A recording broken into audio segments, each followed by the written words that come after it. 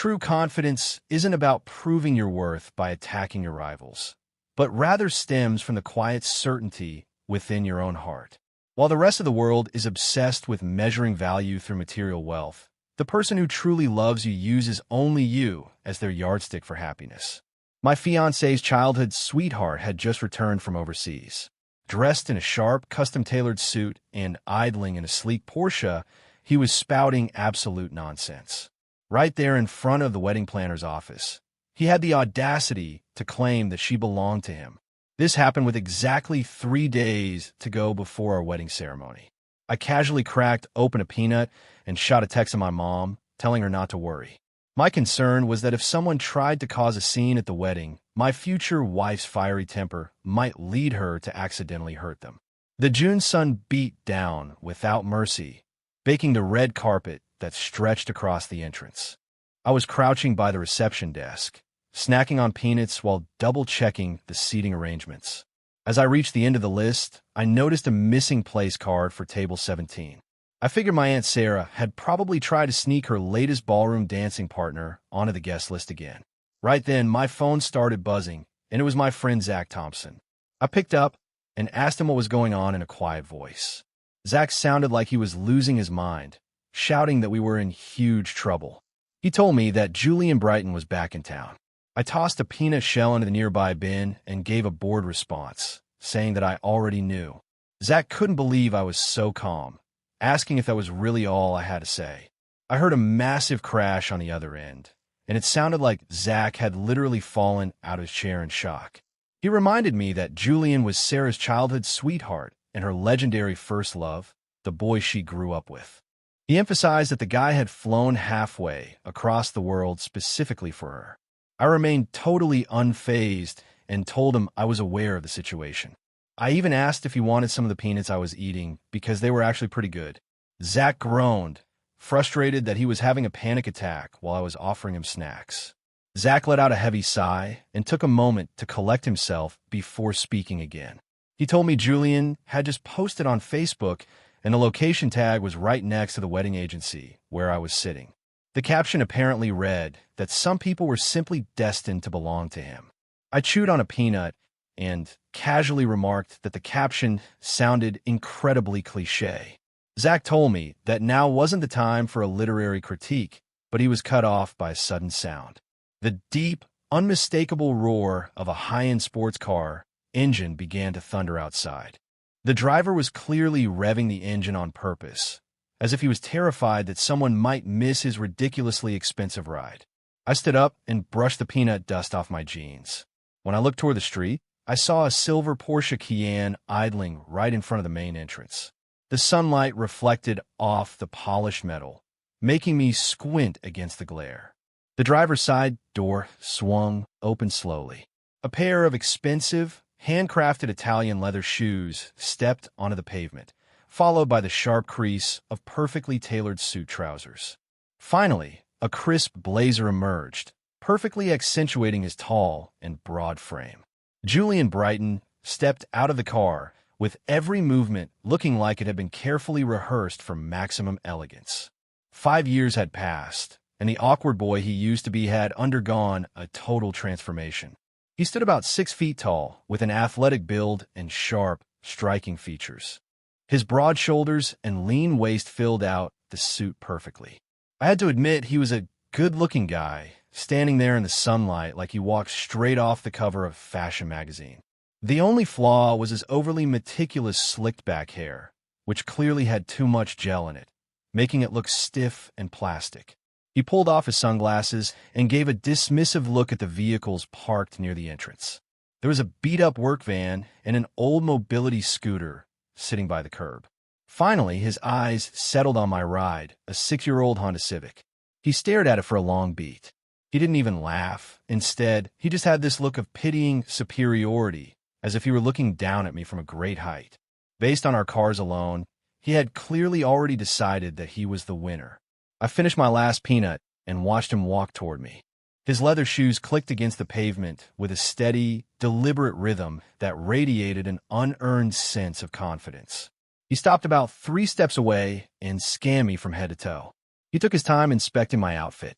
I was wearing a faded gray t-shirt that was starting to get lint balls on it, and my jeans were dusty from sitting on the floor. I had picked up the dirt while I was crouching down earlier, and I was just wearing a pair of casual flip-flops. My completely relaxed and indifferent appearance seemed to give him a massive boost of confidence. He looked at me and asked if I was Morrison Miller. Before I could even open my mouth, he confidently extended his hand for an introduction. He told me his name was Julian and that he was Sarah's childhood sweetheart. I casually replied that I knew exactly who he was because she had mentioned him before. Julian's face twitched for a split second, and he asked what exactly she had said about him. I told him she mentioned how he had vanished overseas years ago without saying a single word of goodbye. I tilted my head slightly and kept my tone as flat as possible. I told him that, honestly, she was still pretty annoyed about it even now. The arrogant smile on his face faltered for a moment. After a beat, he tried to recover his composure and gave a forced shrug of indifference. He said that they were both young and foolish back then, but claimed that some bonds were too deep for time to erase. I nodded and agreed that some things certainly stick around. I pointed out that even now, she still gets incredibly angry every time her name comes up.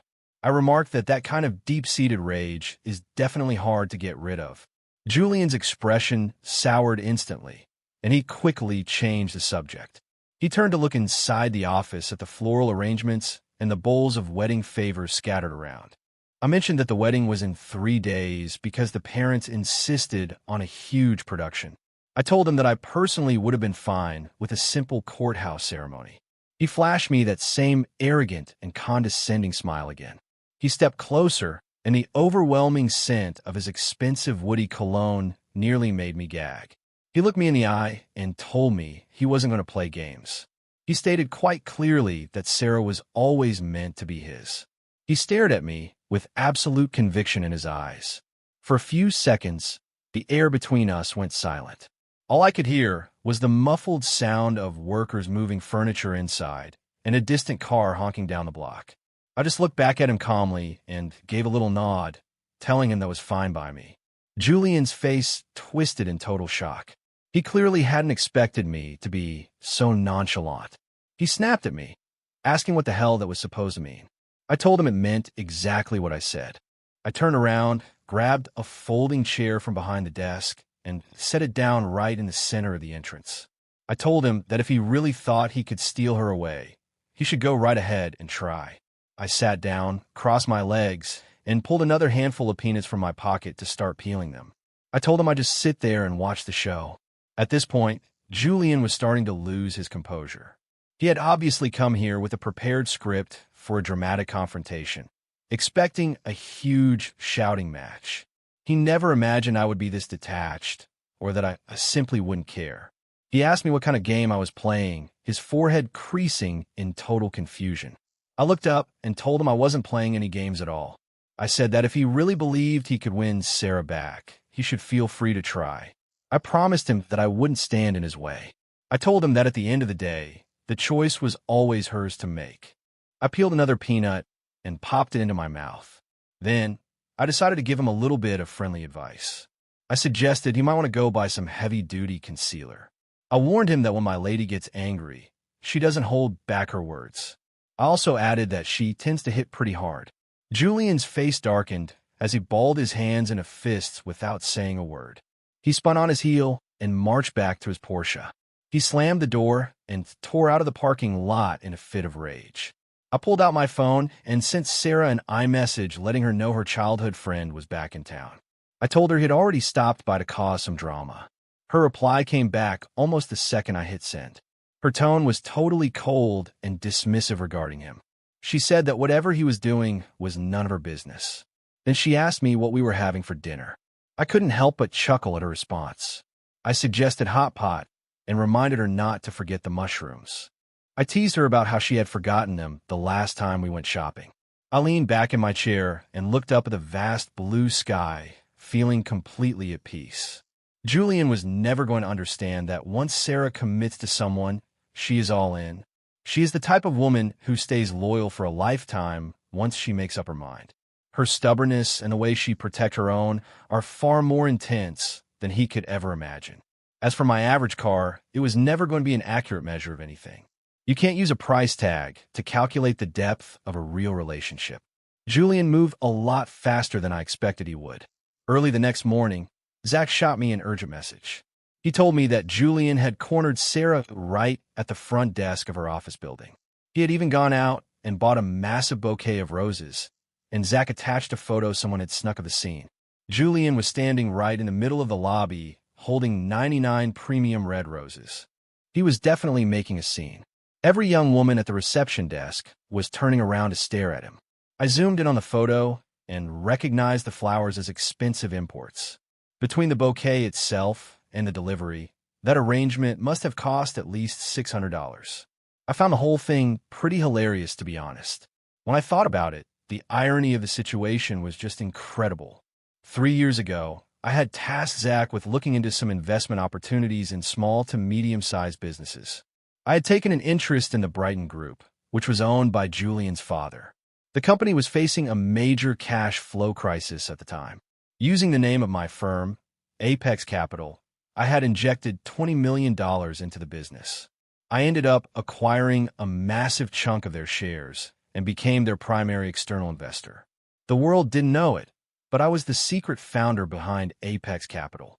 Zach Thompson was simply the face of the company who handled all of our public business. Nobody in the industry actually knew who was behind the firm. Now, Julian was running around spending his company's operating budget like a madman. It was hilarious because he was technically spending my investment money. He was using my own money to try and buy my fiancée away from me. This little irony was just too perfect. A few minutes later, Sarah gave me a call. Her voice sounded flat and completely bored by the situation. She told me that the idiot was downstairs blocking the way. I told her I had already seen the photo of the flowers. I teased her and said that the bouquet actually looked quite nice. She asked me how I could even be in the mood to joke right now. I asked her what she expected me to do instead. I joked about whether I should run down there in my flip-flops and start a fistfight with him. Sarah went quiet on the other end for a moment. She finally told me in a quiet voice that she was going down to deal with it herself. I reminded her not to hit him too hard. She told me to relax and that she knew exactly how much force to use. I thought about it for a second and told her that if things got messy, she shouldn't let those flowers go to waste.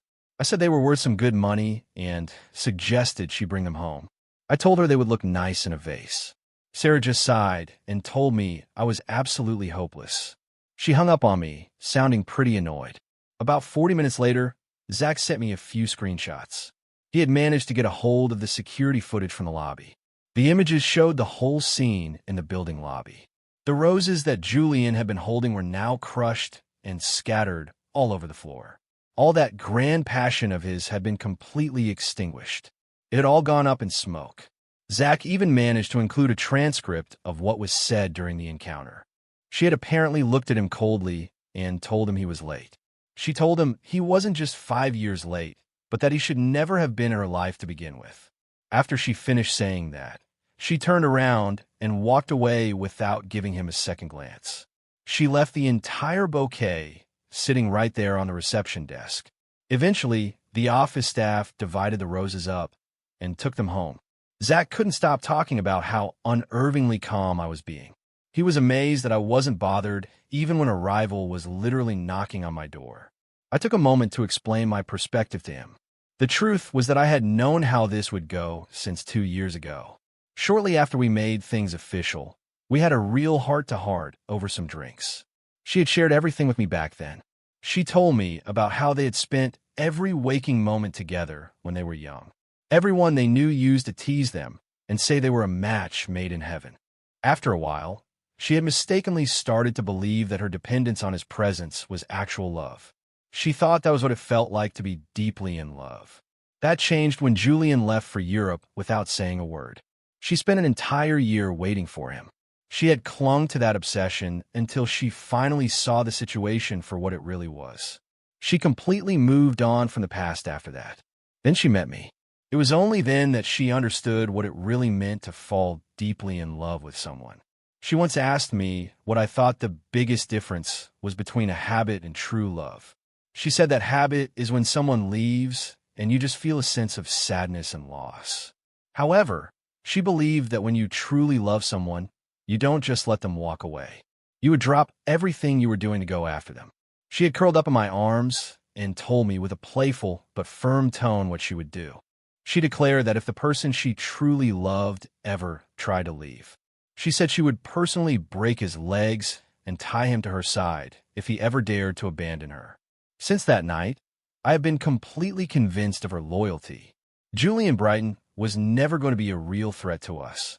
It wasn't about how successful I was. It was about the fact that once Sarah Davis makes a choice, she sticks to it. No amount of outside pressure could ever make her change her mind once it was set. The very second she decided she wanted to marry me, Julian lost any chance he ever had. It didn't matter how many expensive cars he drove or how many overpriced flowers he sent her. It didn't even matter how much effort he put into projecting this perfect, successful image of himself. All of his efforts were completely in vain. He wasn't dealing with a confused ex-girlfriend. He was up against a woman who was as loyal and as solid as a brick wall. She was a wall that protected what was hers fiercely. Julian was never going to be smart enough to realize that. At 9 that night, I got a text from a number I didn't recognize. It was Julian Brighton, of course. The entire message was dripping with a sense of superiority as he tried to intimidate me. He told me that there were some things in this world I was simply incapable of protecting. He claimed that Sarah was only with me because he had been overseas and she was feeling lonely. He told me that now that he had returned, everything was going to go back to the way it used to be. He suggested I be smart and just walk away while I still could. I stared at the text for a minute before taking a screenshot of it. I forwarded the image directly to Sarah. She replied within seconds, asking me what I was sending her. I sent the screenshot again, and her response was only 2 words long. It was direct and extremely blunt. I couldn't help but laugh as I tossed my phone onto the nightstand. I turned out the lights and went straight to sleep. The moonlight was bright outside the window. Julian just didn't get it. He thought he was winning back a lost love. In reality, he was just running full speed into a brick wall. With only 2 days left until the wedding, Julian decided to change his tactics. He stopped bothering Sarah directly and shifted his focus toward her mother instead. I had to give him credit because it was actually a pretty smart move. Sarah's mother, Eleanor Davis, was 53 years old. She was a retired elementary school teacher.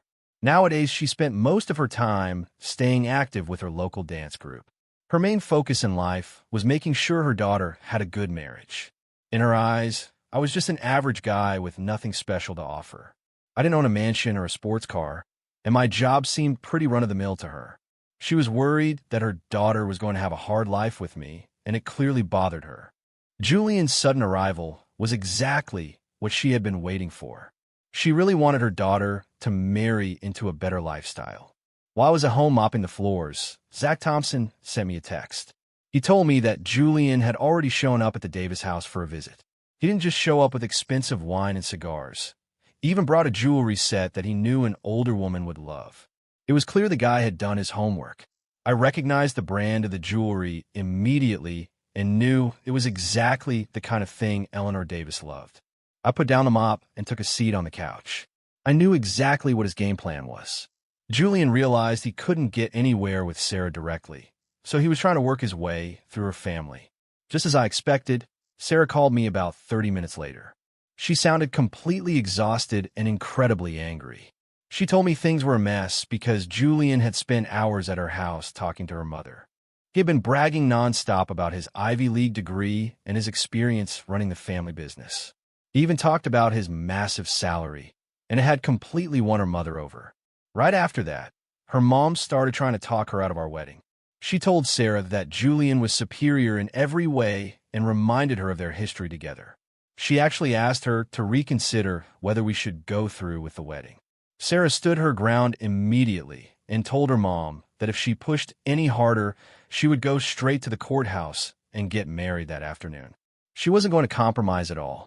That reaction made her mother feel incredibly hurt and insulted. She started crying and claiming that everything she was doing was for the sake of her daughter's future. I did my best to calm Sarah down and then casually mentioned something to her. I told her that the expensive cigars Julian had brought over were actually cheap knockoffs. That little bit of information seemed to make her feel a lot better. I told her not to worry too much about her mother. Even though Eleanor always complained about me being an average guy, I knew how she really felt. Deep down, she had already accepted me as her son-in-law. There were plenty of nights when I came home late from work and found that she had left a warm bowl of soup for me at the door. She liked to complain, but I knew she genuinely cared about me. I was certain she wouldn't try to cause any trouble on our wedding day. I used the moment to talk about our honeymoon plans to help her relax. We even decided to cook a nice dinner together that evening. What she didn't know was that I had already booked everything a month ago. We were going to a luxury villa with a private pool in the Maldives with an incredible view of the ocean. I had every single detail of the honeymoon perfectly planned out. After I finished talking to Sarah, I gave Zach Thompson a call. I told him to send me the financial reports for the Brighton Group from the last 2 quarters.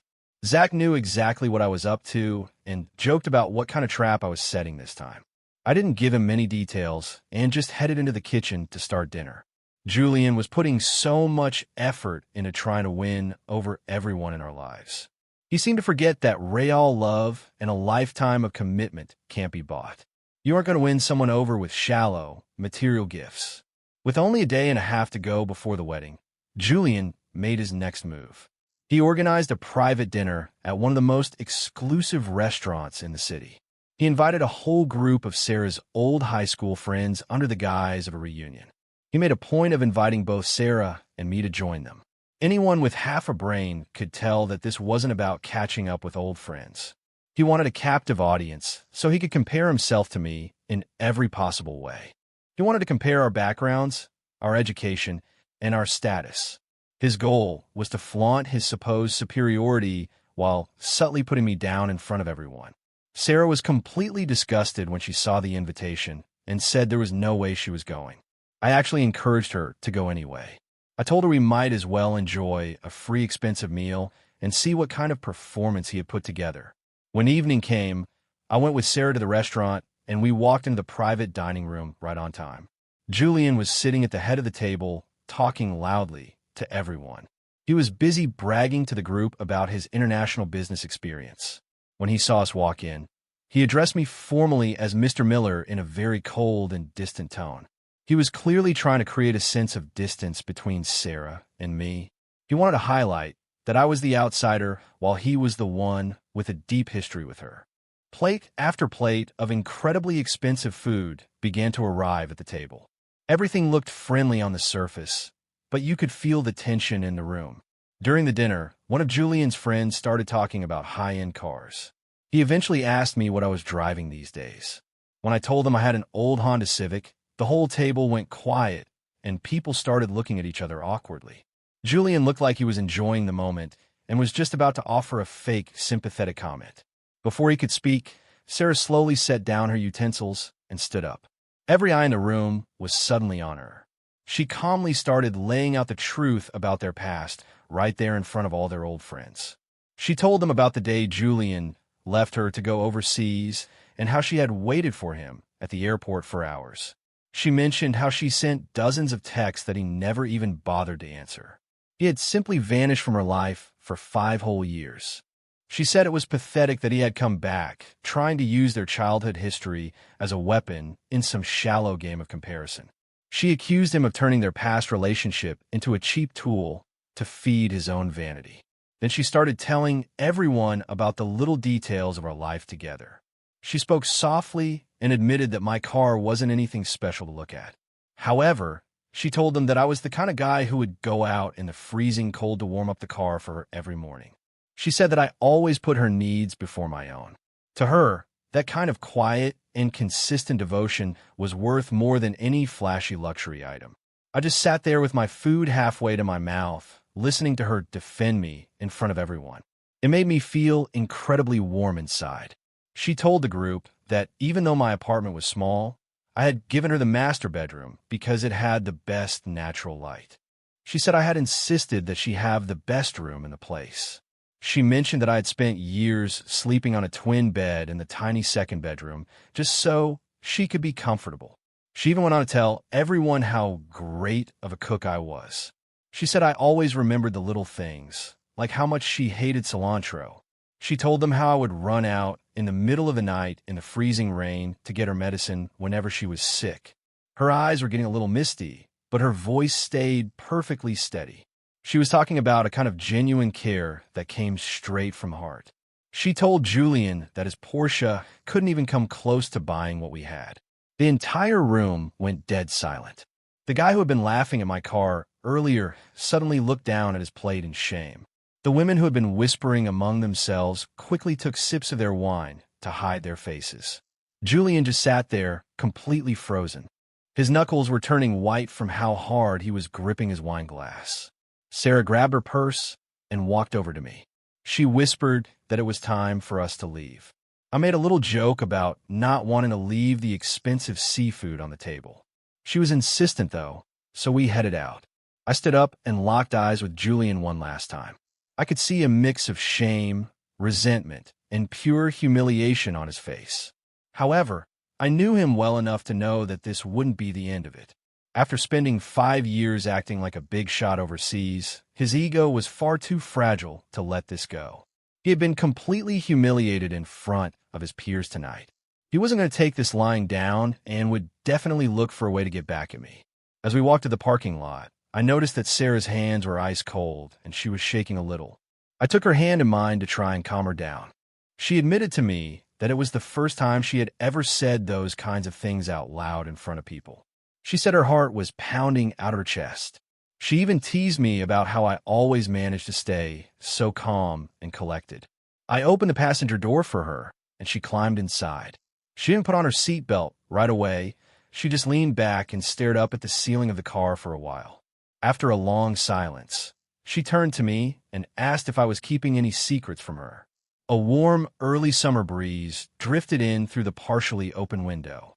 She told me that ever since Julian had shown up, I'd been behaving much more calmly than any normal person would. She thought my reaction was actually a bit strange. I started the engine, and the old Honda let out its familiar hum. I looked at her and spoke in a very steady voice. I told her that I had known the outcome from the very start. I said it was because I knew that at the end of the day, I was the only person she had ever truly chosen. Sarah just stared at me for a few seconds before looking back out at the road. She told me that I always had a way of making it impossible for her to stay mad at me. She spoke in a very soft voice as I pulled out of the parking lot. I pressed down on the accelerator, and we headed home. The lights of the restaurant began to fade away in the rearview mirror. Julian was still standing by the entrance with his hands shoved deep into his pockets. He was staring intently at the empty parking spot where my car had been. There wasn't even a hint of defeat in his expression. There was only one day left until the big event. At 8 o'clock sharp the next morning, Zach Thompson called me with an update. He told me that he had finished compiling the financial reports for the Brighton Group. I listened to him while I was finishing up in the bathroom. The company had apparently lost $37 million in just the last quarter. Their main business units were failing, and their cash reserves were almost completely gone. It was clear they weren't going to last much longer. I also asked him to check on how their international branches were doing. It turned out that every project Julian had been in charge of overseas had been a total disaster. In a desperate attempt to keep things running, they were bleeding money. His father had even gone as far as mortgaging their corporate headquarters to get more cash. Suddenly, the entire situation made perfect sense to me. Julian hadn't just rushed back to the States to win over his childhood sweetheart. The real reason was that he was back to try and save his family's failing business empire. Zach knew exactly what I was thinking because Apex Capital was their largest outside investor. If we ever decided to pull our funding, the Brighton Group would be finished. Their entire company would collapse within days if we pulled out. I told Zach to hold off for now and just keep a close eye on them. I wanted Julian to show more of his hand before we made a move. I stood out on my balcony looking down at the busy Los Angeles streets below. I had Julian's entire plan figured out at this point. Part of it was his genuine obsession with Sarah Davis. On the other hand, he was desperate for the connections and capital he needed to save his family company. Sarah's father, Arthur Davis, ran a very successful construction supply business. Arthur had deep pockets and was very well connected in the local business world. Julian knew that if he could marry Sarah, he would have access to all of that. He figured he could solve his personal and financial problems at the same time. To everyone else, he looked like a wildly successful young executive. He wore designer clothes and drove a fancy car, looking like he was winning at life. The reality was that his Porsche was actually a rental.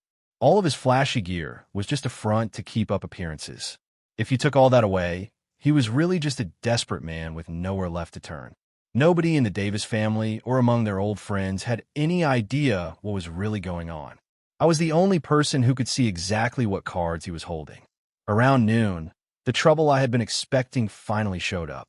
Arthur Davis gave me a call, and he sounded incredibly stressed.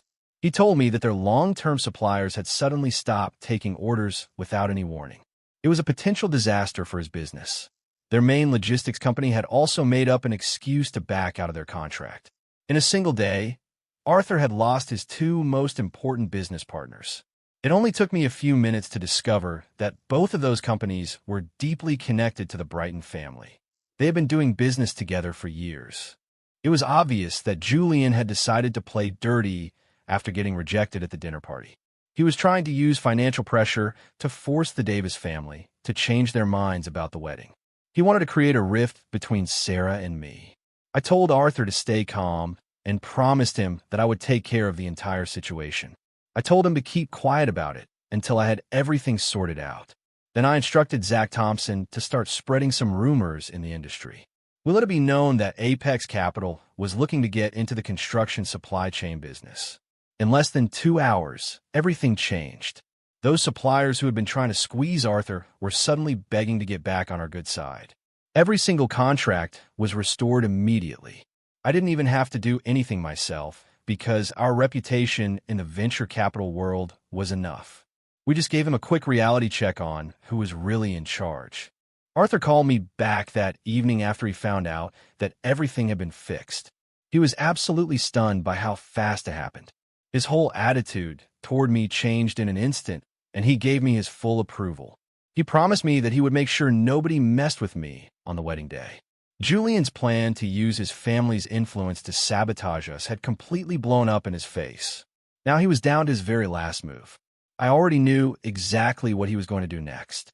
I was certain that he was going to show up in person at the wedding. He was going to make one final, desperate move in front of all our friends and family. He was gambling on the hope that Sarah still had feelings for him. He was also hoping that I would lose my cool and embarrass myself in public. The problem was that he had been betting on the wrong things from the very beginning. It was 11:30 on the night before our wedding, and I was sitting in the living room. I was busy going over every single detail of the schedule for the next day. I was checking everything from the initial ceremony to the reception and the toasts. Sarah walked in wearing an oversized, faded t-shirt. She was barefoot as she walked out of the bedroom and curled up on the couch next to me. She could tell exactly what was on my mind. She said that knowing Julian's personality, there was no way he was going to just give up. She was sure he was going to try and cause a scene at the ceremony. Since they grew up together, she understood his personality better than anyone else did. He was the kind of person who couldn't handle losing and couldn't let go of a grudge. I just smiled and asked her what she wanted to do if he actually showed up. A sharp, intense look flashed across her eyes. She said in a cold voice that she was going to make sure he learned exactly what the reality of the situation was. We sat together in the quiet of the night and talked for a long time. I looked her in the eyes and promised her that no matter what happened tomorrow, I would take care of her. I told her I would be there to handle whatever came our way. I said she wouldn't have to put up with anything or feel like she had to compromise. I told her to just leave everything to me. After we finished talking, I pulled out my phone and messaged Zach Thompson. I want to make sure that our legal team at Apex Capital was ready. I confirmed that they had already drafted the paperwork to pull our investment from the Brighton Group. Everything was ready to go the moment I gave a word. I told him to wait for my signal until the timing was perfect. Zach even joked around and asked me what kind of suit I was planning to wear for the big day. I told him to keep a low profile and not to cause any unnecessary drama. I finally put my phone down and turned off the living room lights. The city lights were sparkling outside, and I could see the entire skyline from my window. I knew that everything was completely under my control. I was just waiting for the wedding tomorrow to finally close the book on the past. Tomorrow was going to be the big day for Sarah and me. I thought to myself that if Julian really had the nerve to show up, I'd be happy to give him a front row seat. I wanted him to have the best view possible. I wanted him to see exactly how a battle he had already lost was going to end. The wedding day finally arrived, and I was up by 7:30 that morning. I was standing in front of the mirror, making sure my tie was perfectly straight. I had chosen a simple, clean black suit and a crisp white shirt. It was a simple look, but it felt right for the occasion. Zach had actually suggested that I rent a custom Armani suit just to show off. I turned him down because I didn't want to be too flashy. I didn't want people talking about my clothes, but I also didn't want to look cheap and let Sarah down. I ended up going with a high-end brand that had a great fit and a reasonable price tag. I was right in the middle of fixing my tie when my phone rang. It was Zach Thompson on the line telling me that he had already arrived. Zach sounded a little bit on edge as he gave me the news. I didn't even stop what I was doing as I calmly asked him where Julian was. Zach told me he was in the hotel parking lot sitting in that same Porsche Cayenne. Zach hesitated for a second and then told me that Julian was wearing an all-white suit. His voice had a strange edge to it as he said it. I finished my tie and straightened my collar in the mirror. I couldn't help but let out a quiet laugh to myself. Showing up to someone else's wedding in an all-white suit was no accident. It was an absolute and direct declaration of war. He wasn't there to celebrate our marriage. He was there to try and ruin it. I asked Zach exactly where the guy was at that moment. Zach said he was just sitting in his car and hadn't come inside the hotel yet. It looked like he was waiting for the ceremony to officially begin. I told Zach to just let him wait there and didn't give another thought. Zach sounded shocked and asked if I was really not going to go down there and stop him.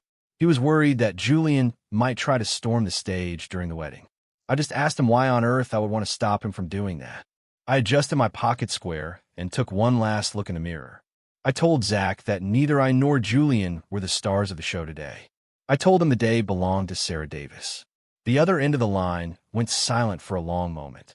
Zach eventually muttered something about how he couldn't tell if I was actually this calm or just putting on an act. I told him that my calm was as real as it gets. He told me he'd be waiting in the lobby just in case. I ended the call and headed out. The wedding procession started moving right at 8 o'clock. Arthur had borrowed 6 matching black Autos from some of his business associates. They weren't the most expensive cars in the world, but they looked very professional and dignified. We finally pulled up to the Davis residence. Eleanor was standing at the front door when she saw me, and her eyes immediately filled with tears. She tried to say something to me, but seemed like she couldn't find the right words. I spoke up first and told her that today was a happy day and she shouldn't be crying. She looked like she wanted to say more, but held back. She eventually reached out and gave my arm a gentle pat. It wasn't hard, but she kept her hand there for a long time. She didn't say a single word about Julian Brighton the entire time. I was certain that Arthur had already sat her down and explained everything. He must have told her about the suppliers backing out and how Julian had tried to ruin their business. He probably also told her about how I fixed everything with just one phone call. Eleanor was a smart woman who had just been blinded by Julian's flashy act. She was finally seeing the situation for what it really was. When Sarah finally emerged from the bedroom, she was wearing a beautiful traditional red wedding gown. Her hair was perfectly styled with just a few soft strands framing her face. She looked so stunning it literally took my breath away. She usually preferred a natural look, but she had gone all out with her makeup for the wedding. Her features were perfectly highlighted, and she had just a touch of gold eyeliner that made her eyes pop. She looked both radiant and incredibly strong at the same time. I just stood there in the doorway, completely paralyzed by her beauty. I'm not even exaggerating when I say that I actually forgot how to breathe for a second. My mind went totally blank, and I felt a tight sensation in my chest. She looked at me and teased me about whether we were actually going to the wedding or if I was just going to keep staring. She had a playful little smile on her face as she spoke. I cleared my throat and told her it was time to go. The cars made their way back to the hotel slowly. By 10:20 in the morning, The entire ballroom had been transformed into a sea of red and gold.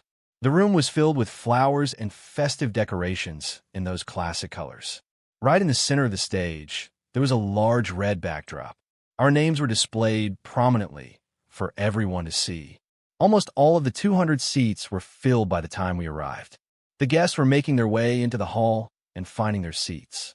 The area around the stage was buzzing with excitement and conversation.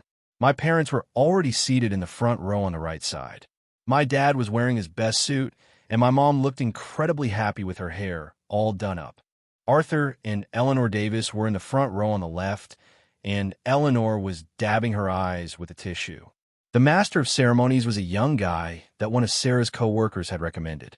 He was a natural on the microphone and got the crowd excited right away with some funny opening jokes. The energy in the room was great from the very beginning. The ceremony officially started at 10:30. A beautiful piece of music began to play through the speakers. I took my place on the stage and waited for her. The stage lights were actually a little bit blinding.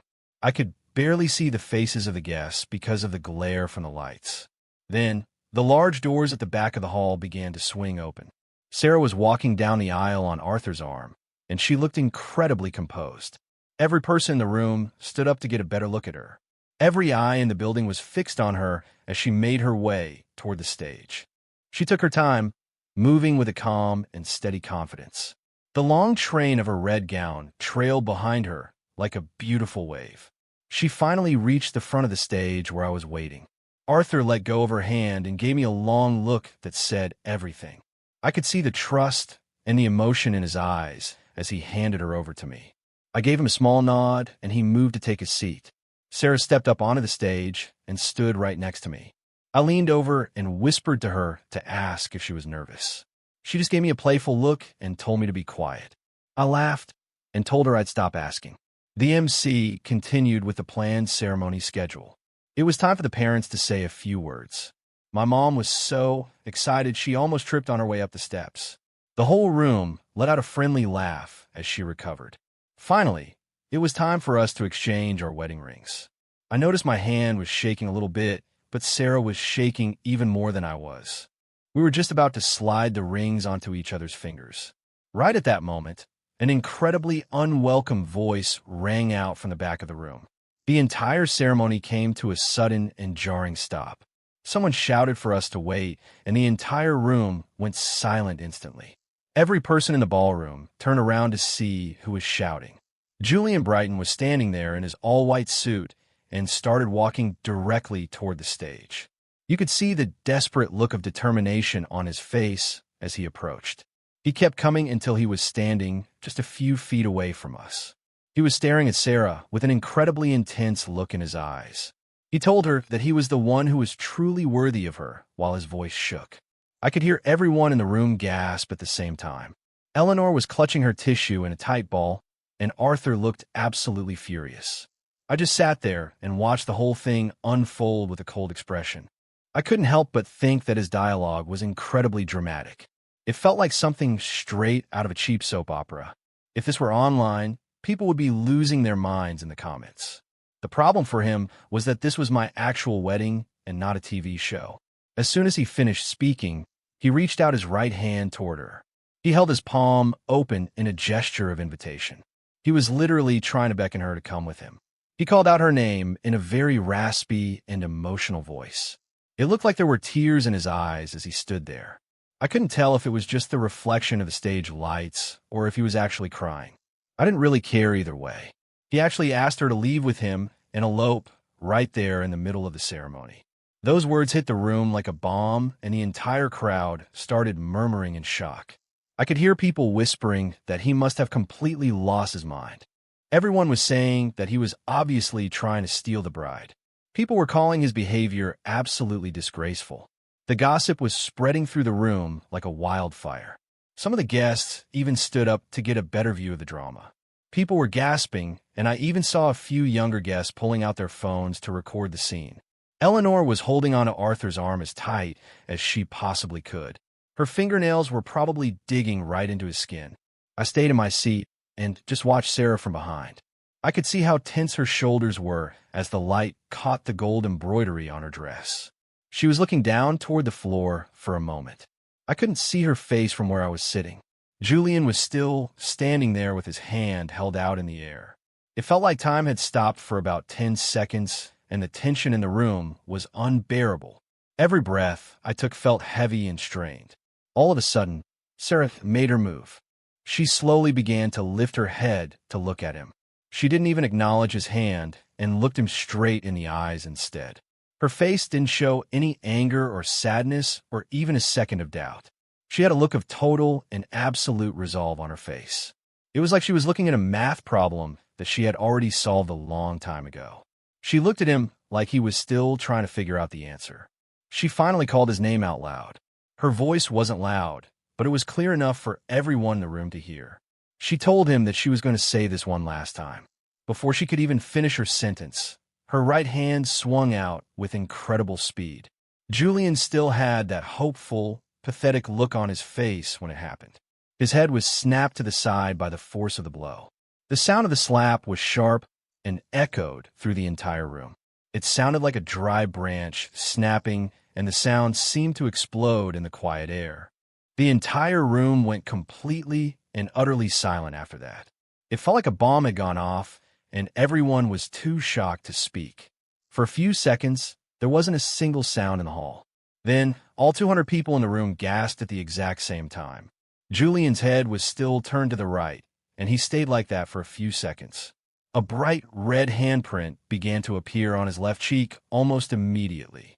You could see the outline of her fingers perfectly on his skin. His hand was still hanging there in the air in the most awkward way possible. Sarah pulled her hand back and let it drop to her side. She opened her lips just enough to tell him to get out of the building. It wasn't a scream or a shout, just a calm and firm command. That one simple word was more powerful than any angry outburst could have been. It was like a blade of ice that cut right through his remaining dignity. Julian's hand finally dropped to his side. He opened his mouth like he was trying to find some kind of response. Maybe he wanted to argue or ask her one more time to leave with him. Sarah didn't give him the chance to say another word. She turned around to look at me, and our eyes met. Her eyes were a little red, but I knew it wasn't because she was sad. It was because she had put every bit of her strength into that slap, and her hand was still shaking. I stood up and walked over to where she was standing. I took her right hand in mine and gently opened her fingers. Her palm was bright red and felt incredibly hot to the touch. I leaned down and gently blew on her palm to cool it off. I asked her in a quiet voice if it was hurting her. I could see tears starting to form in her eyes, but she refused to let them fall.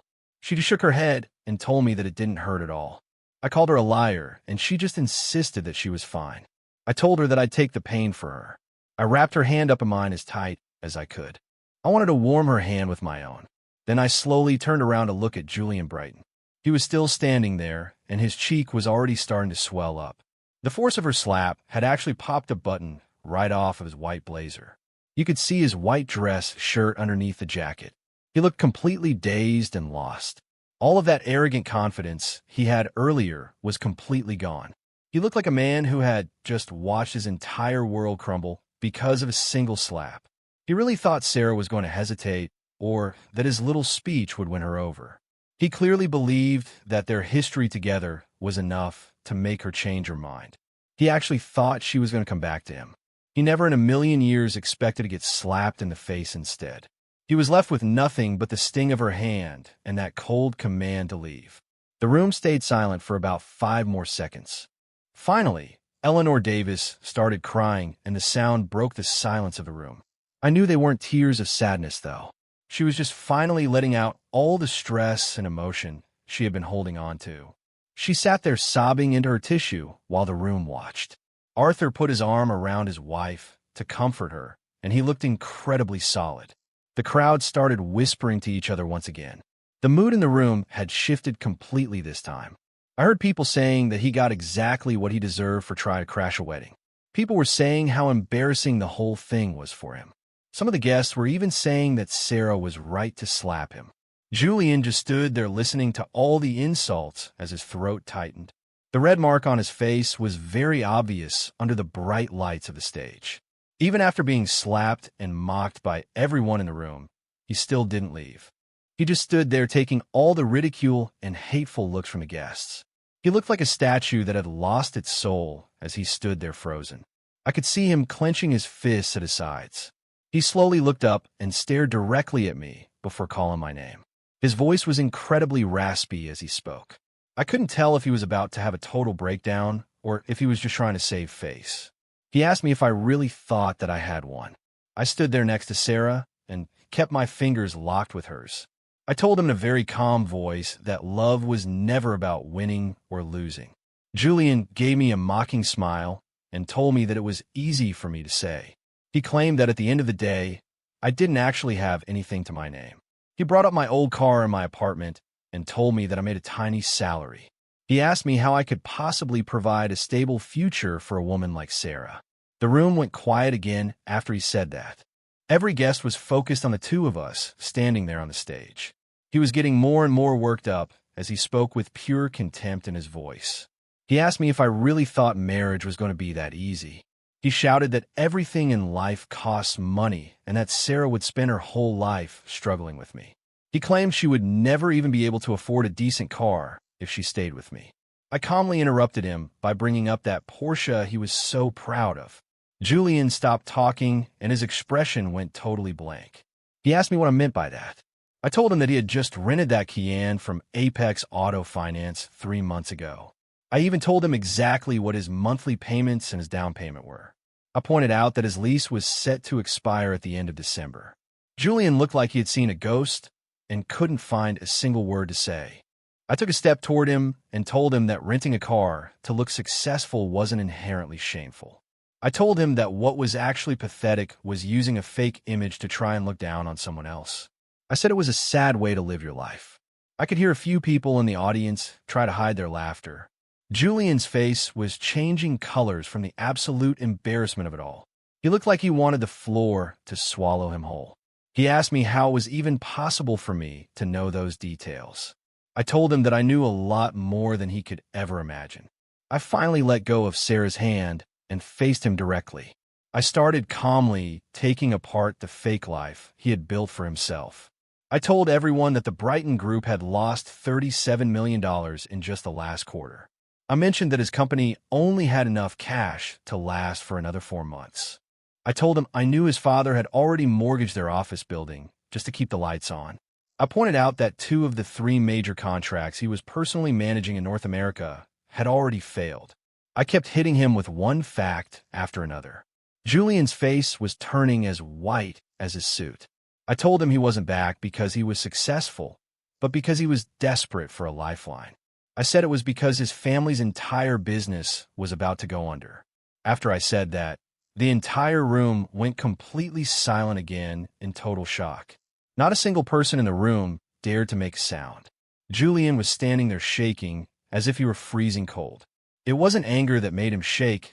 It was the pure panic and humiliation of having his lies exposed in front of everyone he knew. He stammered that it was impossible for someone like me to know those kind of trade secrets. All of the confidence he had earlier was completely gone. I told him it was because the largest outside investor in his family's company was Apex Capital. Julian looked completely panicked as he said he knew Zach Thompson was the head of that firm. He asked me what any of that had to do with me. Right then, my phone started ringing and I answered it on speaker for everyone to hear. Zach's voice echoed through the whole ballroom as he told me that all the paperwork to pull our funding from the Brighton Group was ready. He said everything had been signed and was waiting for my final approval. He told me he was ready to send it over the second I gave him the word. Julian looked like someone had just ripped the soul right out of his body. He just kept muttering to himself about how Zach Thompson had called me his brother. I put my phone back in my pocket and told him that everyone in the industry thought Zach was the one in charge of the firm. I told him the truth that I had always been the actual founder behind the entire operation. The room went silent for another 5 seconds before the whole place erupted into chaos. I could hear everyone gasping and talking at once as the news sank in. Arthur Davis stood up from his chair looking like he couldn't believe his ears. Eleanor stopped crying instantly and just stared at us on the stage.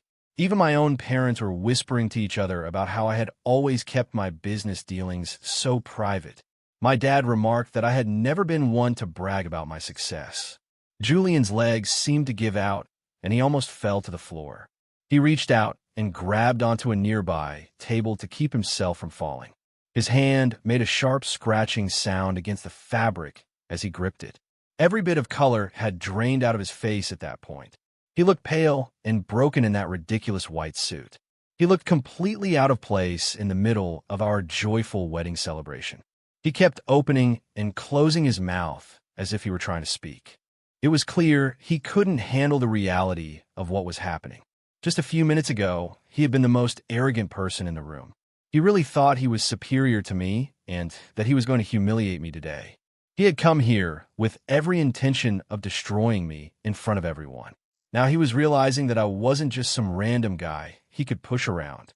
I was someone that he was never going to be able to compete with. It didn't matter how much money or power he thought he had. Everything he took pride in had just been completely destroyed in a single moment. He just leaned against the table with his head hanging down. He didn't even try to argue with me anymore. Sarah didn't even look at him as he sat there defeated. She just turned to the MC, who was still standing there in total shock. She gave him a little nod to tell him to keep going with the wedding. He finally snapped out of it and tried to get the ceremony back on track. We moved forward with the ceremony as planned. Before the MC could even finish the official vows, I jumped the gun and said I do immediately, which made the whole room start laughing. All of the tension from Julian's scene had completely vanished. Then it was finally Sarah's turn to speak. She said I do without a single second of hesitation, and everyone started cheering and laughing again. The entire ballroom was filled with joy and excitement again. Eleanor Davis wiped the last of her tears away and was finally smiling. I could see that Arthur was also getting a little emotional as the music started playing again.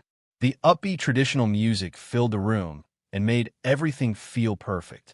It felt like all the drama from earlier had been completely washed away. Two security guards from the hotel walked quickly toward the front of the room. They were very professional as they asked Julian to leave the building.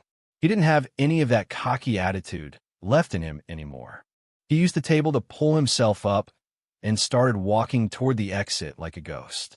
He slowly made his way to the back of the room.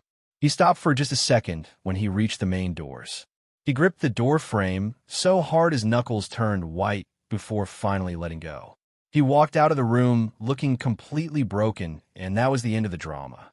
The ceremony was finally back to being about us. Sarah held my hand tight, and she had the most beautiful smile on her face. She whispered to me, asking how much longer I was planning to hide the fact that I owned Apex Capital. I told her that I just hadn't found the right time to bring it up until now. She told me that right now seemed like the perfect time. I was just about to say something back to her. She gave me a playful little kick and had a mischievous look in her eyes. She joked that I was definitely the one who was going to be doing all the dishes when we got home. Everyone in the room started laughing at her joke. The rest of the wedding went off without any more problems. We made our way around the room to toast all of our guests. Everyone was crowding around us to talk, and people were treating me a lot differently than they used to. They couldn't stop talking about how humble and down-to-earth I was. Even the relatives who thought I was just an average guy were suddenly singing my praises. They were telling me how impressed they were with my hard work and success. My new mother-in-law, Eleanor, took my hand in hers. She looked incredibly guilty and admitted that she had been wrong about me the whole time. She said she felt terrible for not seeing the kind of man I really was sooner. I just gave her a smile and told her it was okay. I told her that real success and status aren't things you need to brag about. The wedding ended perfectly, and the guests eventually started to head home. Eventually, the huge ballroom was empty except for a few scattered chairs and some leftover favors. Sarah finally changed out of her heavy wedding dress. We sat together on the steps to finally take a breath and relax. She took off the heavy headpiece she had been wearing all day. Her dark hair fell across her shoulders, and she looked much more relaxed than she had during the ceremony. She asked me why I still drove that old Honda when I had been running a successful investment firm for so long. I told her that it was a practical car and it saved a lot of money on gas. I said it was all I really needed to get around every day. I pulled out a clean handkerchief and gently wiped the sweat from her neck. She just sat there staring at me for what felt like forever. I was actually worried that she might be a little bit mad at me for keeping the secret. Instead, she just reached out and gave my forehead a playful little flick. She told me that I was far too good at keeping secrets. I told her that I never meant to hide it from her, but she had just never asked me about it. She asked me if I ever thought about using all that money to upgrade our lifestyle since we had been together for so long. I told her that I only ever wanted her to love the real me. I wanted her to love the Morrison Miller who took care of her and who only had eyes for her. I didn't want her to love me because I was some successful businessman. My words seemed to really touch her heart in that moment. She just quietly leaned her head against my shoulder and snuggled up to me without saying another word. It was getting late, and the sky was filled with the colors of the sunset. The last bit of light was coming through the windows of the ballroom. The light made everything look golden as we sat there together. Right then, I felt my phone vibrate in my pocket. It was a text from Zach Thompson saying that the paperwork had been delivered and the Brighton Group was officially finished. He said Julian's father had been calling nonstop to beg for a meeting, but we were ignoring all of them. He even mentioned that the dealership had already repossessed Julian's rental Porsche. He said Julian had been forced to call an Uber just to get away from the hotel. I read the message and then just flipped my phone face down on the step. I wanted to shut out the rest of the world for a while. Julian had spent all his time trying to turn our relationship into a game that he could win. He had completely missed the point from the very beginning. Love isn't about how much money you have or how long you've known someone. It's found in the way you show up for each other every single day. It's about choosing that person and making them your top priority no matter what. 2 weeks after the wedding, I took Sarah to Maui. We were finally starting our relaxing honeymoon together. Sarah was lounging on a beach chair and reading a magazine on the white sand. I was sitting right next to her and making sure she had enough sunscreen on. After I tried to apply it for the third time, she started laughing at me for being so overprotective. Her laughter was the best sound in the world as it drifted across the water. The sea breeze felt amazing and smelled like salt and the coconut scent of her lotion. Everything about the moment was perfectly peaceful and relaxed. A little while later, Zach sent me another update on the business. He told me that the Brighton Group had officially filed for bankruptcy and was being restructured. Julian had been completely removed from the company and was now out looking for any job he could find just to pay his bills. I read the news and then put my phone away for good. I turned all of my attention back to my wife. She gave me a sweet smile and told me that she really wanted a fresh coconut to drink. I just smiled and got up to head to the little shop by the boardwalk. I watched her walk ahead of me as the sun started to set. I felt incredibly happy and at peace in that moment. All of that drama about old flames and childhood history didn't matter at all anymore. It had all vanished and was completely a part of the past. It didn't matter how many flashy memories or dreams someone else might have had. None of it could compare to the woman who loved me with her whole heart. I knew that I would always be right there, waiting with a smile for her to come back to me. The most beautiful part of a relationship isn't the flashy drama of a grand reunion, but rather that quiet, mutual understanding built steadily over the years. I hope you can navigate this complicated world and learn to distinguish between the people who are just passing through and the one who is your true destination. Once you find them, give the rest of your life to the person who never leaves you guessing about where you stand.